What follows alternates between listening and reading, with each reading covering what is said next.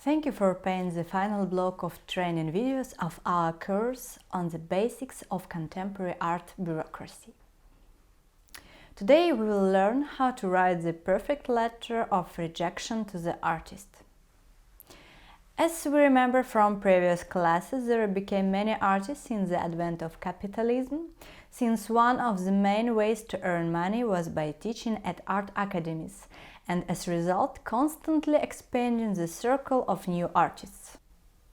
We also studied the main problems of host institutions and the specifics of open calls, which is necessary for us to find new works for the exhibitions. Let's remember it. Artists usually don't know how to write applications. They don't comply with deadlines. It takes a lot of time and mental efforts to process application in order to understand what the artist really wanted to say. It's also impossible to know in advance who will send their applications. And of course, we have to refuse too many artists. Let me remind you that the average failure rate is 76, 99 and 5%.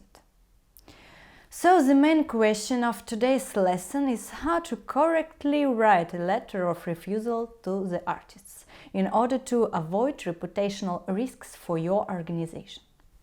Now please sit down and write down carefully. PRL, the perfect refuse letter.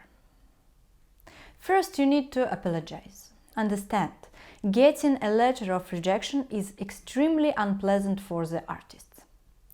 Then you need to justify your status and confirm that the jury had only very important persons who very carefully and very long considered all applications and made decisions on them. After that, it's worth apologizing again and praising the artists and their wonderful applications. Next, you should complain about the limitations of your resources and the inability to accept every wonderful application. If possible, the main causes of refuses can be substantiated. There are several recommendations. A small budget for the event, a pre-established by someone important restriction on the number of participants, as well as contextual or expositional mismatch of the application. In no case high quality.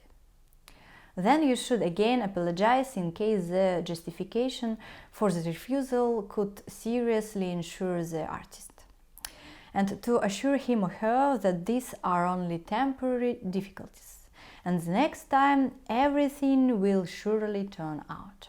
To do this, you need to advise him or her to subscribe to your newsletter and social networks so that he or she can see a new open call there in time. In conclusion, you need to wish the artist good luck, because they always need it. This is what the prototype of the perfect letter of rejection looks like. We hope that you will use it in your practice. That's all for today. In the next video you will learn how to delicately censor the work of artists in the process of preparing them for your event.